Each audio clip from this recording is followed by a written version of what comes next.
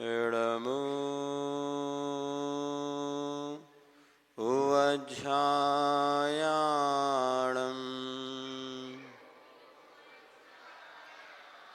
इडमु लोये सवसाहुणम्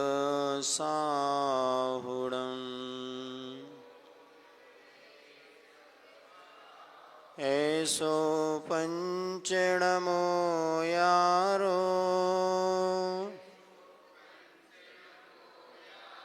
सवपावपणासनो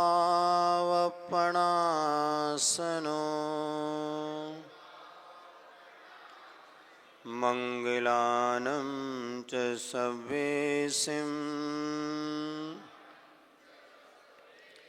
परमं होई मंगलम। जय बोले अहिंसा परमो धर्म की। शासन नायक भगवान महावीर स्वामी की। 1008 पार्श्वनाथ भगवान की। आचार्य भगवान श्री कुंद कुंद महाराज की। आचार्य गुरुवर्षि विद्यासागर जी महाराज की। आचार्य श्री समय सागर जी महाराज की। परम पूज्य मुनिवर श्री निर्वेक सागर जी महाराज की। समस्त मुनि संघ की।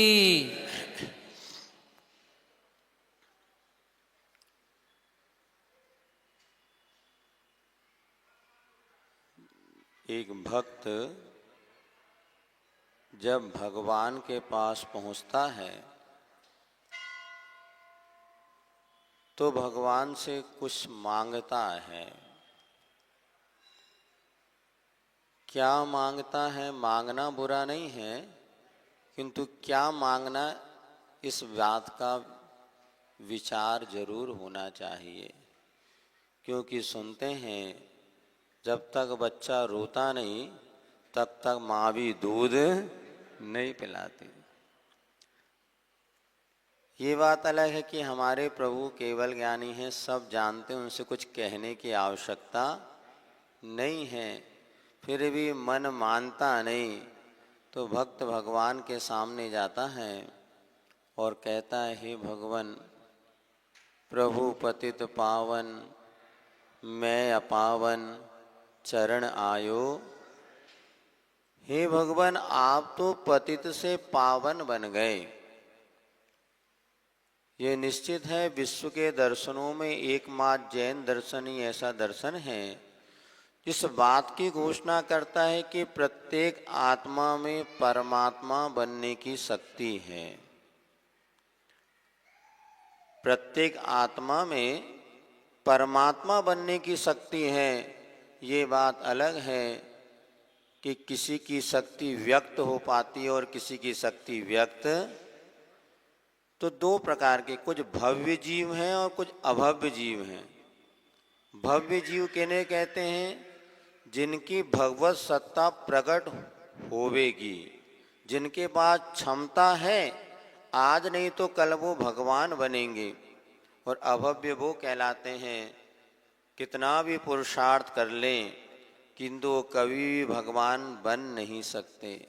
शक्ति तो दोनों के पास है, लेकिन एक की शक्ति प्रकट होने की शक्ति है, एक में वो शक्ति कभी भी प्रकट नहीं होगी। तो ये जैन दर्शन कहता है यदि आप भव्य हैं तो आप भी भगवान बन सकते हैं।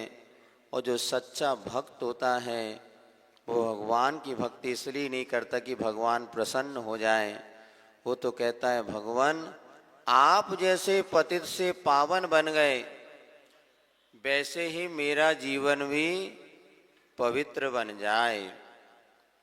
प्रभु पतित पावन मैं अपावन चरण आयो शरण जी। आज तक मेरा जीवन जो अपवित्र बना हुआ है और वह मेरा जीवन भी आपके जैसा पवित्र बन जाए। और कोई भावना नहीं। संसार के सुख दुख जो हैं वो तो आते और जाते रहते हैं, कभी धूप तो कभी छाँव। जीवन सुख दुख दोनों रहते, जिसमें जीवन है वह गाँव। कभी धूप तो कभी छाँव। सुख दुख तो भगवान मेरे जीवन में लगे हैं, और चूंकि मैंने अगर पूर्व में अशुभ कर्म किया है तो उसका फल तो मुझे भोगना ही पड़ेगा, क्योंकि कर्मों ने तो अच्छे अच्छे तीर्थंकरों को नहीं छोड़ा।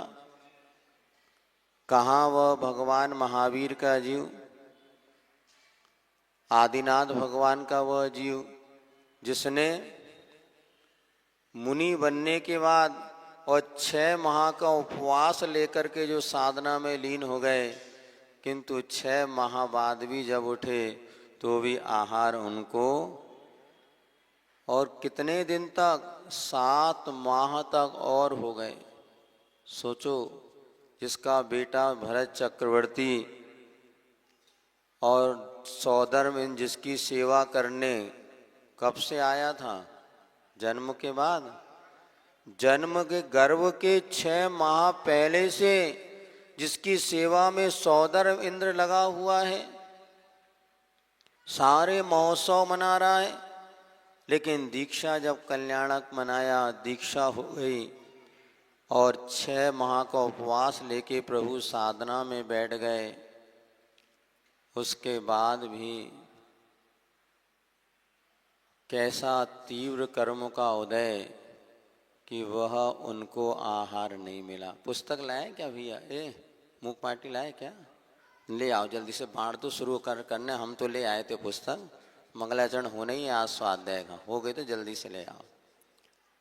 अभी आज सोच रहे थे कि मूक माटी का स्वाध्याय शुरू होना था, तो थोड़ा वो तो प्रारंभ करें, उसी की भूमिका बना रहे, तो उतने पुस्तक भी आ गई तो आपका भला हो जाएगा।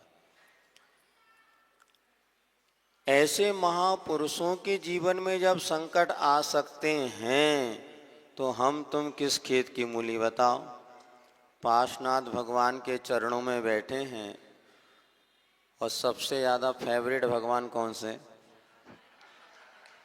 दुनिया में तीर्थंकर तो 24 है, लेकिन जितने तीर्थंकर की प्रतिमाएं पार्श्वनाथ भगवान की मिलेंगी, शायद उतनी प्रतिमा और किसी तीर्थंकर की। कारण क्या है? पार्श्वनाथ भगवान से लोगों का इतना अटैचमेंट क्यों है? कहीं ना कहीं पूर्व की रिश्तेदारी है क्या? हाँ, रिश्तेदारी तो यही है, जितना उपसर्ग सहे मानव उतना इतिहास बनाता है।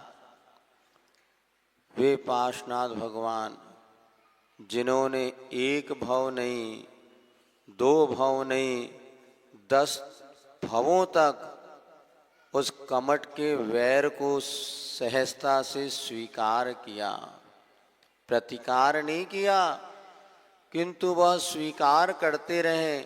और वे अपनी साधना में ऐसे लीन हुए कि वो कमट को भी आखिर सम्यक दर्शन की प्राप्ति में उनका निमित्त।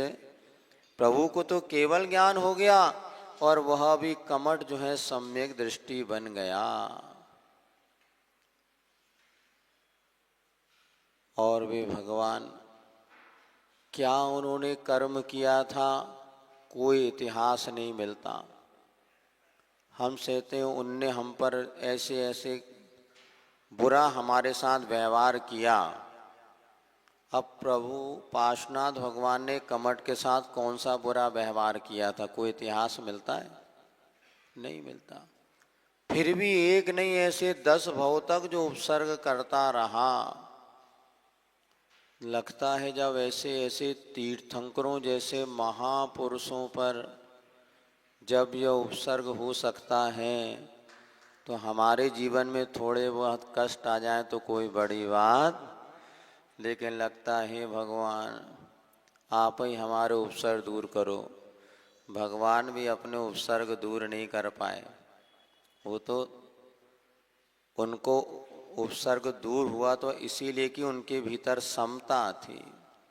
सामने वाला कैसा भी मेरे ऊपर उपसर्ग कर दे, प्रतिकार करे, कि कितना भी वो कष्ट दे, किंतु मुझे प्रतिकार नहीं करना है। मुझे समता से सब स्वीकार करना है। यही समता ने उनकी विषमता मिटा दी और केवल ज्ञान उत्पन्न हो गया। जब कभी भगवान के चरणों में जाओ, इतना ही विचार करना, हे भगवान, जैसे आप पवित्र और पावन बन गए, मैं भी वैसा पवित्र और पावन बनने के लिए आपके शरण में आया हूँ। जैसी समता आपके भीतर थी, वैसी समता मेरे भीतर आ जाए। जैसी शांति आपने प्राप्त की है, वैसी शांति मुझे मिल जाए। जैसी वीतरागता आपके भीतर है, वैसी वीतरागता मेरे भीतर प्रकट हो जाए। निश्चित मानना, हमारी यह प्रार्थना ये हमें परमेश्वर बना देगी, क्योंकि हमारी प्रार्थना भगवान को प्रसन्न करने के लिए नहीं, हमारी प्रार्थना तो हमें अपनी परमात्मा को प्रकट करने के लिए होती हैं। और यहाँ पर समय समय पर गुरुओं की देशना भी हमें इसलिए मिलती है कि हमारा यह जीवन कैसे पावन और पवित्र बने। हर गुरु यही प्रयास करते हैं कि जो भक्त हैं ये भक्त नहीं बने। सबको दे दो एक एक पुस्तक जल्दी से। हाँ, ये भक्त भक्त ना बने रहें, यह भक्त भी भगवान बन जाए। ऐसा मार्ग इनको मिले कि कभी भी दूसरों पर आधारित रहना ना पड़े। आचार्य महाराज ने भी अपने जीवन काल में जो श्रेष्ठ साधना करते हुए हम सबके लिए मार्ग प्रशस्त किया, और ऐसा मार्ग प्रशस्त किया कि चेतन कृतियों का तो उन्होंने निर्माण किया है, मुनि और आरिकाओं का निर्माण तो किया, और अन्ना जाने अनेक त्यागी वृत्तियों के लिए संयम के संस्कार दिए। और ऐसे इसके साथ साथ कुछ ऐसी अचेतन कृति का भी निर्माण किया जो कि हमारे लिए मुक्ति का मार्ग प्रशस्त कर देती है। ऐसी एक मूक माटी महाकाव्य आचार्य महाराज की साधना से, उनकी कलम से यह जो मूक माटी लिखी गई, वास्तव में जो व्यक्ति इस मूक माटी को पढ़ लेता है, उसके जीवन में पतित से पावन बनने का, पापात्मा से परमात्मा बनने का मार्ग प्रशस्त होता चला जाता है। क्योंकि प्रभु तो कुछ नहीं बोलते हैं, किंतु गुरु तो बोलते हैं। अरे भैया जी कह रहे थे ना, प्रभु तो मौन रहते हैं, प्रभु से वास्ता क्या है, गुरु तो बोलते हैं, बता दो रास्ता क्या है। हमने पार्श्वनाथ भगवान को विराजमान कर लिया, अब प्रभु के चरणों में आके आप उसकी स्तुति करो तो भी प्रभु कुछ नहीं कहने वाले, और स्तुति ना करो तो भी प्रभु कुछ कहने वाले। किंतु गुरु ऐसे नहीं होते।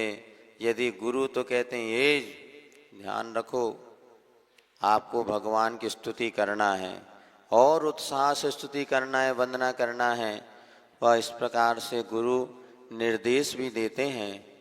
किंतु यहाँ पर गुरु महाराज ने हम सबके लिए एक मूक माटी महाकाव्य की रचना की, और इस रचना में उन्होंने उसी प्रसंग को हमें समझाने का प्रयास किया कि पतित आत्मा कैसे परमात्मा बन सकती है। तो एक पद दलित माटी को रूपक के रूप में चुना।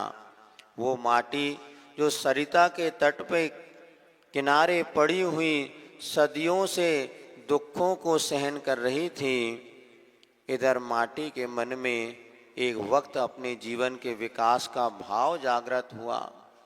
जैसे माटी ने सोचा कि मेरा जीवन उन्नत बने और कैसे बनेगा, तो वहाँ पर उस माटी को उन्नत बनाने के लिए शिल्पी का सहयोग अपेक्षित था। और वह शिल्पी अपने मन में भी विचार करता है कि मैं इस पतित माटी को कैसे पावन बना सकूं, और वहाँ पर उसका पुरुषार्थ प्रारंभ होता है। और वह माटी कैसे घट का रूप धारण करती है, अर्थात पतित से वह कैसी पूज्यता को प्राप्त होती है, इन सब का वर्णन आचार्य महाराज ने मूक माटी में किया है। इस वर्षा योग में हमने भी सोचा क्या किया जाए, क्योंकि कुछ ऐसा पढ़ा दिया जाए जिससे लोग पढ़ने से भावना तो रखते हैं किंतु पढ़ नहीं पाते, क्योंकि ये मूक माटी का जो रचना हुई, आचार्य महाराज ने काव्य में इसकी रचना की, और इस काव्यात्मक होने से एकदम सबको समझ में नहीं आ पाता। हमने भी जब घर में थे एक बार सोचा था मूक माटी पढ़ना चाहिए, उस समय पढ़ने का प्रयास किया, क्योंकि ये आस्था थी कि गुरु महाराज की कृति जरूर अद्भुत कृति है, हमें पढ़ना चाहिए। किंतु 50 पेज तक तो जैसे तैसे पढ़ लिया, उसके आगे पढ़ने की हिम्मत है क्यों? क्योंकि वो उतना विषय समझ में नहीं आता था। फिर भी मन में भाव तो बहुत थे, पढ़ना चाहिए पढ़ना चाहिए, लेकिन पढ़ा तो था, समझ में नहीं आया। फिर श्रद्धा के साथ उसको वहीं पर विराजमान कर दिया। लेकिन जब आचार्य महाराज की चरणों की छाँव मिली और मुनि दीक्षा के पश्चात पहला चातुर्मास हमारा 2001 में छतरपुर में हुआ था, और छतरपुर में जब चातुर्मास हुआ उस समय दोपहर में श्रावकों को स्वाध्याय कराना है, तो हमने सोचा क्या स्वाध्याय कराना। फिर मन में आया आज तक जो चीज़ अपन ने नहीं पढ़ी है उसको पढ़ के देखना चाहिए। तो वहाँ पर पुनः एक बार मूक माटी का पुनः पढ़ने का प्रयास किया, और उस समय जब श्रावक सामने बैठते थे और गुरु महाराज की ऐसी कृपा हुई कि पूरा 455 पेज की जो मूक माटी है, कितने 485-86 पेज का यह मूक माटी महाकाव्य गुरु की कृपा से कैसे हमने पढ़ा और सबको पढ़ा दिया, हमें भी समझ में नहीं आया। लेकिन जब हमें समझ में आया कि आचार्य श्री बार बार कहते हैं, अभी भी कहते हैं कि ज्ञान के लिए विशेष पुरुषार्थ करने की आवश्यकता नहीं है, ज्ञान तो आत्मा का स्वभाव है, लेकिन हमारे लिए चारित्र जितना निर्मल होता है, ज्ञान स्वयमेव प्रकट होता चला जाता है।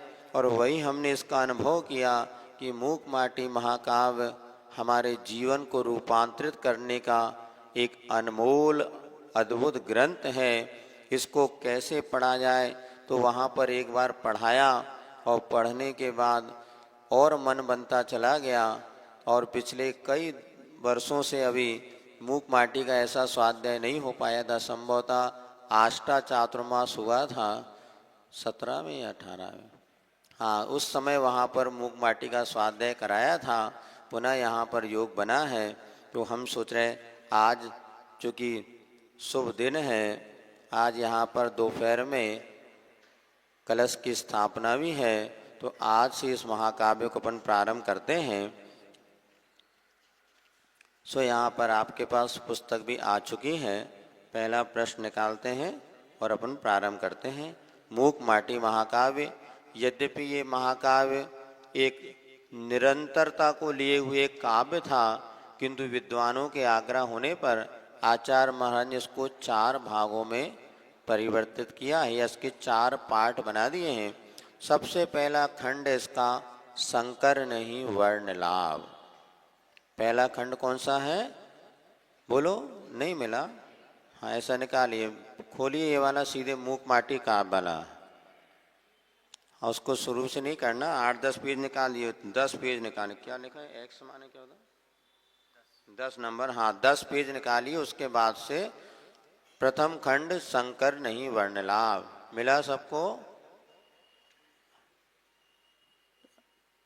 हाँ नहीं मिला? हाँ देखो, जब पुस्तक को खोलने में इतनी कठिनाई है तो आगे कितनी कठिनाई होगी। सुनो, अभी तो मंगलाचरण है। यहाँ मिल गया? 8-10 पेज पलटाओ भाई, उसके 3-4 पेज। ये देखो यहाँ लिखा है खंड 1 संकर नहीं वर्ण लाभ है। अच्छा, अलग अलग पुस्तक है, 24 पृष्ठ के बाद भी है, किसी में 24 के बाद है, अलग अलग पुस्तकें होंगी। मूल पेज ये है, हाँ यहीं से, बस वहीं। चलिए इसका अपन वाचन करते हैं। खंड 1 संकर नहीं वर्ण लाभ, इसका अर्थ क्या होगा? है नहीं मिला? हाँ मिल गया, हाँ यही पेज चाहिए। ठीक है। हाँ देखिए, एक प्रसंग ऐसा आचार्य महाराज के सामने संभवतः घटित हुआ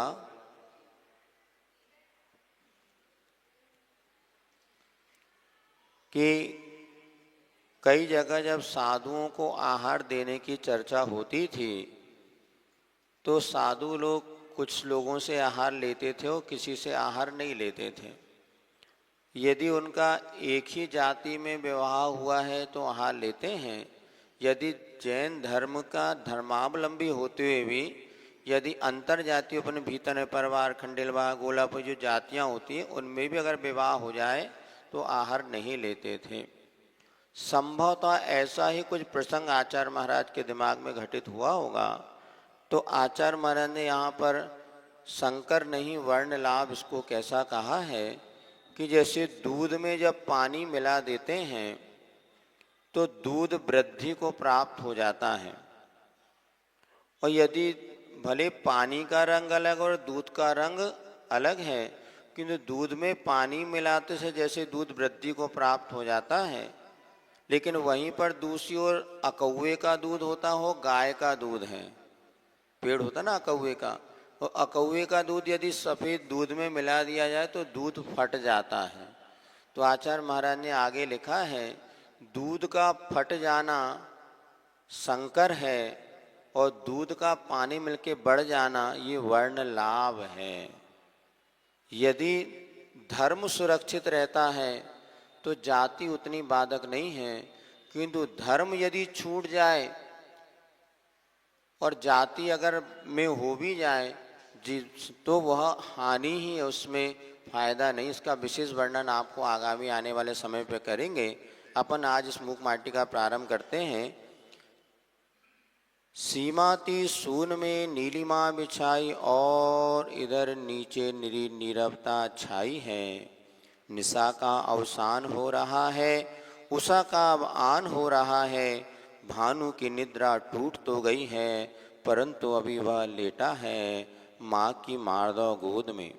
मुख पर अंचल लेकर करवटें ले रहा है, प्राची की अधरों पर मंद मधुर मुस्कान है। सर पर पल्ला नहीं है और सिंदूर धूल उड़ती सी रंगीन राग की आभा। भाई है भाई कुछ आई, हाँ हमारा ऊपर से आएगी आएगी, थोड़ा ध्यान रखो। हाँ धीरे धीरे आपको सब आएगी, अभी तो मंगलाचरण है। सर्वप्रथम कहा गया प्राकृतिक सौंदर्य का वर्णन किया जा रहा है। सीमाती सून में नीलिमा बिछाई और इधर नीचे निरी नीरवता छाई है। एक प्रश्न उठता है कि जब कोई भी महापुरुष किसी ग्रंथ को प्रारंभ करते हैं तो अपने इष्ट आराध्य देव को नमस्कार करते हैं। आचार्य महाराज ने इस मूक माटी ग्रंथ में मंगलाचरण तो कहीं किया नहीं। मंगलाचरण करते ना, मंगया मंगलम भगवान वीरो, सभी जगह पर मंगलचरण करते हैं। तो मूक माटी में मंगलाचरण आचार्य महाराज ने किया कि नहीं किया? तो मंगलाचरण आचार्य महाराज ने किया है और वह भी रहस्यमय तरीके से किया है। उसको समझने के लिए थोड़ी बुद्धि लगानी पड़ेगी। पहली पंक्ति जो लिखी है सीमातीत शून्य में, सीमातीत किसे कहते हैं? जो सारी की सारी मर्यादाओं से बाहर जा चुका है, सारे के सारे बंधनों से जो छूट चुका है। सीमा माने होता है एक बाउंड्री, लिमिटेशन, और सीमा से अतीत माने अनलिमिटेड, जिसके लिए कोई बंधन नहीं, अथवा जो अनंत को प्राप्त हो चुका है वो सीमातीत। शून्य माने होता है आकाश। शून्य का अर्थ क्या होता है? आकाश को भी शून्य कहा जाता है। वहाँ कुछ नहीं, आकाश में शून्यता होती है और आकाश अनंत होता है। तो सीमातीत शून्य शब्द किसका प्रतीक है?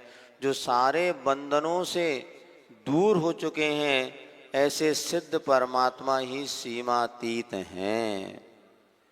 और जिन्होंने अपने 8 कर्मों को शून्य कर दिया है और अनंत ज्ञान दर्शन सुख वीर को प्राप्त कर लिया है, ऐसे सिद्ध परमेष्टि को ही यहाँ पर सीमातीत शून्य शब्द से ही नमस्कार किया है। जैसे तत्वाश्रुत ग्रंथ आप जो पढ़ते हैं, अभी तत्वाश्रुत की वाचना भी आपको यहाँ पर सुनने पढ़ने को मिलेगी। तो तत्वाश्रुत मूल जो उमा स्वामी महाराज ने लिखा है, उसमें भी उन्होंने मंगलाचरण नहीं लिखा। जो मोक्ष मार्गस्थ नेतारम भेदतारम कर्मभूव्रताम ज्ञातारम तत्वानाम वंदे तद्गुण लब्ध है, सुनते ये मूल मंगलाचरण नहीं है। ये कहाँ से किस तरह से इसमें जुड़ा है, किंतु प्रासंगिक है, इसलिए वह मंगलाचरण को सब स्वीकार करते हैं। लेकिन सम्यक दर्शन ज्ञान चारित्राणि मोक्ष मार्गः, ये सूत्र ही उमा स्वामी महाराज ने यहाँ से प्रारंभ किया, ऐसा सुनने पढ़ने को मिलता है। तो ये जो सम्यक दर्शन ज्ञान चारित्र को जो मोक्ष का मार्ग कहा है, यही वास्तव में उनका मंगलाचरण है। तो सूत्रात्मक भी मंगलाचरण होता है, क्योंकि जिनवाणी का एक एक वचन अपने आप में पूजनीय होता है। तो इसी प्रकार से यहाँ पर ऐसा लगता है आचार्य महाराज ने इस सीमातीत शून्य शब्द को ही मंगलाचरण के रूप में स्वीकार किया। उन अनंत सिद्धों को नमस्कार किया है, जिनके माध्यम से अथवा जिनका हमें आदर्श बना करके अपने मोक्ष मार्ग की शुरुआत करते हैं। तो यहाँ पे इसका दूसरा पक्षपन देखते हैं। तो प्राकृतिक सौंदर्य में जब प्रातः काल का दृश्य होता है, जो सुबह सुबह उठते होंगे सूर्य उदय होने के पूर्व, यदि आपने कभी देखा हो तो आकाशीय दृश्य कैसा महसूस होता है। इधर अनंत आकाश में नीला नीला वातावरण, नीलिमा यानी नीले रंग की आभा को लिया हुआ वातावरण है। तो अनंत आकाश में नीला नीला वातावरण बना हुआ है, और इधर नीचे यानी आकाश में इधर नीचे जहाँ मनुष्य पक्षी आदि रहते हैं, यहाँ पर निरी नीरवता छाई है, अर्थात कोलाहल रही शांत वातावरण बना हुआ है। सुबह सुबह जो मॉर्निंग वॉक को निकलते हैं या वो देखते हैं बिल्कुल शांत वातावरण, चाहे तो आप यहीं भानपुरा के सामने भी गली में देख लो ना, तो भी उस समय शांत वातावरण रहता है। और यदि आप अच्छी जगह जाएं खुले स्थान में, तो बिल्कुल शांत वातावरण यहाँ पर फैला हुआ है। निशा का अवसान हो रहा है, उषा का अब आन हो रहा है, रात्रि व्यतीत हो रही है और दिन का आना हो रहा है। अर्थात गुरु प्रभु की कृपा से जो भव्य जीव होता है, उसके जीवन में मिथ्यात रूपी अंधकार दूर हो रहा है और सम्यक रूपी सूर्य प्रकट होने को है। क्योंकि हमारे मोक्ष मार्ग की शुरुआत श्रद्धा से होती है। सम्यक दर्शन इसलिए सबसे पहले कहा, तत्व ज्ञान हो जाए, वस्तु का ज्ञान हो जाए, किंतु जब तक हमारी समीचीन आस्था नहीं होती तब तक मोक्ष मार्ग प्रकट। इसलिए मोक्ष महल की प्रथम सीढ़ी कहा है। जब विश्वास आपके ऊपर पास होता है तो किसी को कुछ कहने की आवश्यकता नहीं होती। जब भीतर से श्रद्धा प्रकट होती है तो अपने आप हमारे चरण आचरण की ओर बढ़ते चले जाते हैं। सो यहाँ पर निशा का अवसान हो रहा है, रात्रि व्यतीत हो रही है और उषा का अब आना, प्रातः काल का वह वातावरण उदित होने को है, सूर्य उदित होने को है और प्रातः काल दिन का आना हो रहा है। भानु की निद्रा टूट तो गई है, परंतु अभी वह लेटा है माँ की मार्द गोद में। भानु यानी क्या हो गया? सूर्य। सूर्य की निद्रा तो टूट गई है, किंतु अभी सूर्य सोकर के उठा नहीं, लेटा है माँ की मार्द गोद में, मुख पर अंचल लेकर के करवटे बदल रहा है माँ की मृदु गोद में। क्योंकि माँ की गोद वह मृदु गोद मानी जाती है जिसमें बच्चा निश्चिंत होकर के सो जाता है, किसी प्रकार का डर उसको नहीं रहता। वह सहज सरल माँ की गोद में मुख पर अंचल लेकर करवटें ले रहा है। जैसे माँ जो होती है बच्चों को अपना आंचल उड़ा देती है, तो बच्चा भीतर जाग गया तो भी अभी उसने आंचल को अलग नहीं किया, उस पल्लू को अलग नहीं किया, वहीं पर वो करवटें बदलता है। मानो ऐसा प्रतीत हो रहा है सूर्य की निद्रा तो टूट गई है किंतु अभी सूर्य उठा नहीं है। ऐसा लग रहा है वो अपनी प्राची माँ की दिशा में, पूर्व दिशा की गोद में वह भीतर ही भीतर करवटें बदल रहा है, किंतु अभी उसने उस आवरण को अलग नहीं किया। जैसे बच्चा की नींद खुल जाए लेकिन वो माँ का जब तक आंचल अलग ना करे तब तक पता नहीं लगते बच्चा सो रहा है कि जाग रहा है, किंतु ऐसा लगता है कि वहाँ पर, लेकिन जैसे ही आंचल अलग करता है तो बच्चा सो करके उठ गया। इसी प्रकार यहाँ पर वह सूर्य का उदय अभी नहीं हुआ, सूर्य दिख नहीं रहा, किंतु उसका उजाला है। सूर्य उदित होने के कितने पहले उजाला होना प्रारंभ हो जाता? लगभग 30-40 मिनट पहले ही प्रकाश आ जाता है। इतना भी प्रकाश आ जाता है कि आप सब वस्तुओं का अवलोकन कर सकते हैं, घर से बाहर निकल सकते हैं। किंतु अभी सूर्य का उदय, वो जिसको अपन संधि काल कहते हैं, उसी का प्रसंग यहाँ पर आचार्य महाराज ने इस तरह से लिया है कि वह मुख पर आंचल लेकर के मानो वो सूर्य करवटें ले रहा है। प्राची के अधरों पर मंद मधुर मुस्कान है। प्राची यानी पूर्व दिशा, और पूर्व दिशा के होठों पर अभी मंद मंद मधुर मधुर मुस्कान है, सर पर पल्ला नहीं है, अर्थात कोई आवरण वहाँ पर, दिशा का कोई आवरण नहीं होता, दिशा अपने आप में आवरण रहित होती है। तो मानो प्राची जो माँ है उसके सिर पर कोई पल्ला नहीं है, और इधर सिंदूरी धूल उड़ती सी रंगीन राग की आभा, मानो सिंदूरी धूल उड़ रही हो, ऐसे हल्की सी लालिमा को लिए हुए सारा का वातावरण जो है रंगीन राग की आभा में घुला हुआ है।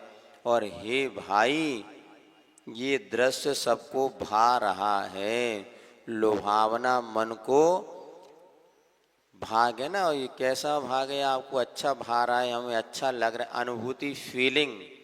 तो ये सुहावना दृश्य जो है प्रत्येक व्यक्ति को, हर भाई को, भाई तो एक संबोधन है, हे भाई, जो कि यहाँ पर तुकबंदी है, भाई है भाई, तो पहले भा से अर्थ हो गया सबको सुहावना लग रहा है, ये मेरे भाई, अर्थात जो भी इस मुख माटी को पढ़ रहे हैं, प्रारंभ में संबोधन करते हुए कहा कि यह ऐसा प्रातः काल का वातावरण है जो सभी को बहुत सुंदर लग रहा है।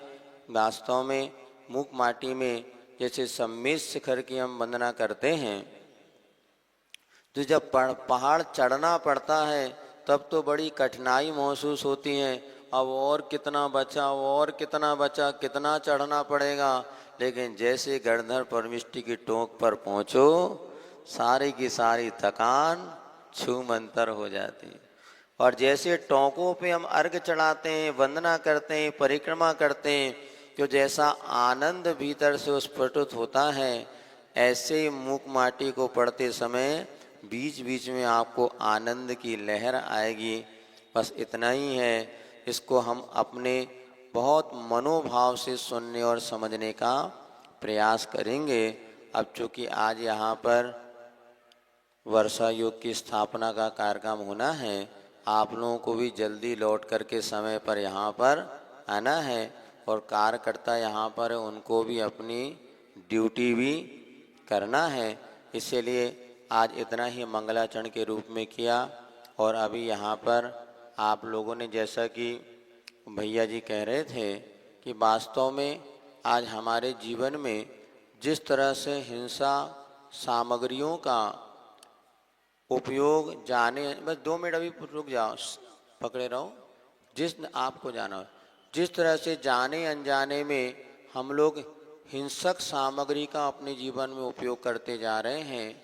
अथवा अभी देखो, जैसे आपने कल परसों कुछ दिन पहले वीडियो देखा, कॉफ़ी पीने वाले दंग रह गए कि वर्षों से हम चाय तो छोड़ी कॉफ़ी पीते थे, ये पता चला इसमें काकरोच मिलाया जाता है। मिलाया नहीं, स्वयं मिल जाते हैं। और यहाँ तक कि गवर्नमेंट ने उसको 10% तक की छूट दे दी। अब वो काकरोच जो कॉफ़ी में 100 ग्राम कॉफ़ी है तो 10% काकरोच का पाउडर उसमें मिला सकते हैं, ऐसा वो वीडियोस में उन्होंने कहा। किस और 6-7% तक तो नहीं भी चाहते हैं। जहाँ कॉफ़ी के वो बोरे रखे रहते हैं वहाँ इतने काकरोच हो जाते हैं, उनको अलग करना संभव ही नहीं। और आखिर ये जब सुना तो आंखें खुली की खुली रह गईं कि बढ़िया अच्छी कंपनी की कॉफ़ियाँ पीने वालों ने भी बताते हैं जब से सुना सबको छोड़ना प्रारंभ कर दिया। क्योंकि हमें ही नहीं पता था कि जिसको हम शाकाहारी मान रहे हैं वो वास्तव में इस तरह से जीवों को पीस करके बनाया जाता। मतलब क्या स्थिति है, आज किस पर भरोसा करो। लिहाजा आचार्य महाराज ने भी यहाँ पर सुना कि जिन वस्त्रों का हम आदि उपयोग करते हैं उनमें जब कड़ी बड़ी कंपनियों से चर्चा करने के बाद पता चला कि इनको धागा जो चूँकि आप लोग मशीनों से जो धागा बनता है उसमें स्पीड आदि रहती है और वो धागा जब उसमें कुछ ऐसा लिक्विड ना मिलाया जाए तो धागा टूटने लगता है। इसलिए जो धागा बनाया जाता है उसमें ही मटन टेलो आदि का प्रयोग किया जाता है। और ये हमारा जो वस्त्र बनता है ये हमारे यहाँ पर हम उसको उपयोग करते हैं, उसी से भगवान का प्रक्षाल अभिषेक पूजन आदि में उपयोग करते हैं, आहार दान आदि में। तब गुरु महाराज ने सोचा कि अरे इससे तो हमारा धर्म ही सुरक्षित नहीं रह पाएगा, तो क्या करना चाहिए। उस समय उनके मन में जो विचार आया कि हमारी भारतीय परंपरा के अनुसार हथकरघा का ही पहले वस्त्र बनते थे और कौन करेगा, क्योंकि करने के लिए कौन तैयार होगा। क्योंकि लोगों को लगता है बाबूजी बन के कुर्सी पे बैठो, ये मेहनत आज कोई करना नहीं चाहता।